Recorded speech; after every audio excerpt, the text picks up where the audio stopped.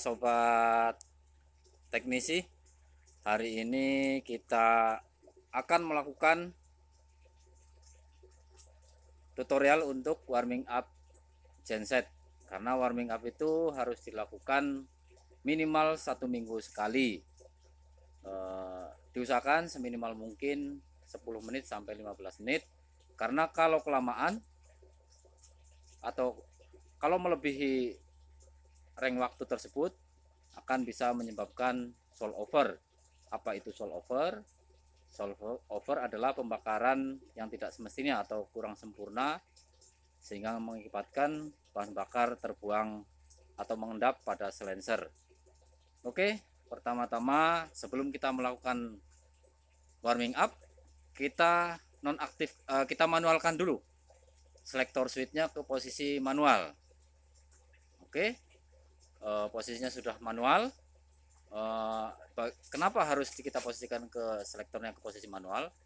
Jadi agar untuk mengantisipasi bila mana terjadi pemadaman yang sebenarnya dari sumber incoming PLN tidak otomatis mengganggu saat kita melakukan warming up, karena kejadian itu bisa saja terjadi.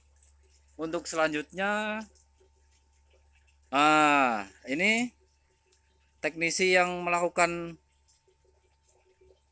warming up tersebut harus betul-betul menggunakan APD dengan lengkap. Jadi menggunakan helm, menggunakan air plug atau penutup kuping. Karena sekarang suasana pandemi corona, jadi wajib juga menggunakan masker. Terus ada buku pencatatan untuk mereport atau reporting saat melakukan warming up nanti.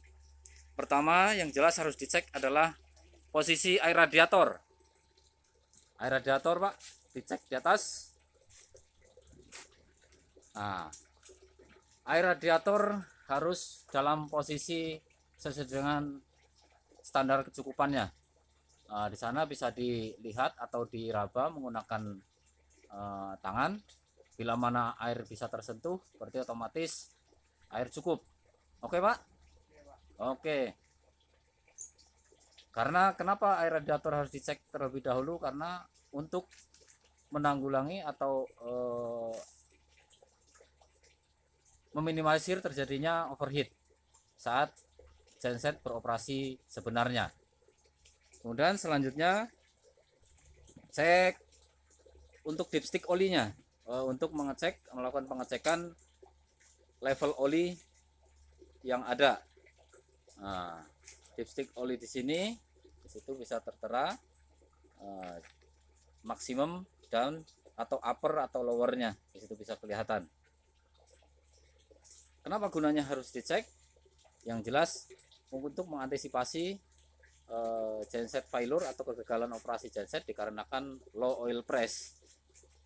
Kemudian dicek filter solarnya, separatornya, apakah di sana ada endapan air atau tidak, gitu. Bisa dilihat secara visual, atau mungkin bisa juga dilakukan tes drain. Tapi kalau secara visual atau posisi preventif periodiknya rutin, insya Allah kita yakin posisinya akan baik, kecuali memang posisi untuk monthly tanknya atau daily tanknya terpapar air. Kalau tidak, mestinya tidak masalah. Oke, selanjutnya sebelum kita melakukan starting genset, kita lakukan juga pembersihan walaupun secara rutin di luar schedule warming up genset ini. Pembersihan sudah sering dilakukan, sudah ada master schedule preventive maintenance-nya, tapi tetap untuk lebih memaksimalkan tetap dibersihkan. Jangan lupa ini, sambil mungkin dicek-cek siapa tuh ada koneksasi grounding yang lepas atau kendor.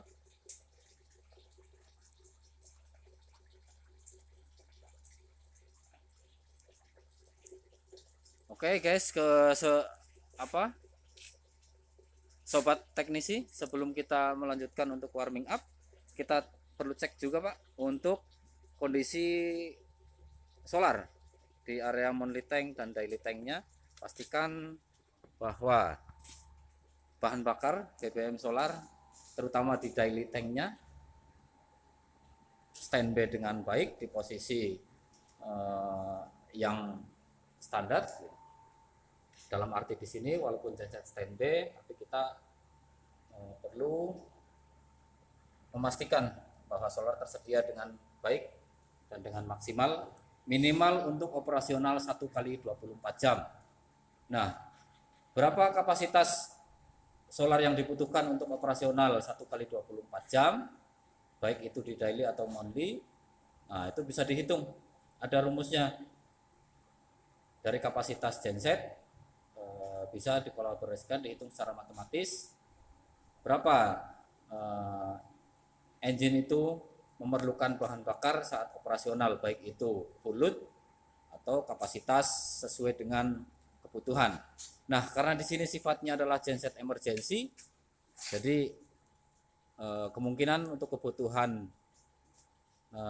BBM-nya tidak terlalu full load atau tidak terlalu maksimal atau tidak terlalu menyentuh kapasitas kebutuhan maksimalnya. Kembali lagi setelah kita melihat tangki BBM daily tank, kita juga patut atau wajib melihat sistem koneksi baterai aki. Dilihat kepala akinya, Pak. Jadi biar di situ bisa kita ketahui adakah korosif yang ada di sana, faktor korosifnya ada apa tidak. Kalau tidak, alhamdulillah berarti bagus. Kalau ada, ya segera untuk diperbaiki. Bisa saja mungkin posisi koneksasi kepala akinya kendor, atau bisa juga memang sudah mulai aus, jadi bisa direkomendasikan untuk segera diganti. Nah, kebetulan ini adalah aki kering, bukan aki basah, jadi ada sisi keuntungannya. Kalau aki kering kita free maintenance. Nah, terus koneksi untuk dinamo starternya juga, relay starternya kita pastikan, kita cek. Bila mana tidak ada masalah, baru kita kembali lagi untuk melakukan startup, warming up genset. Oke, silakan Pak.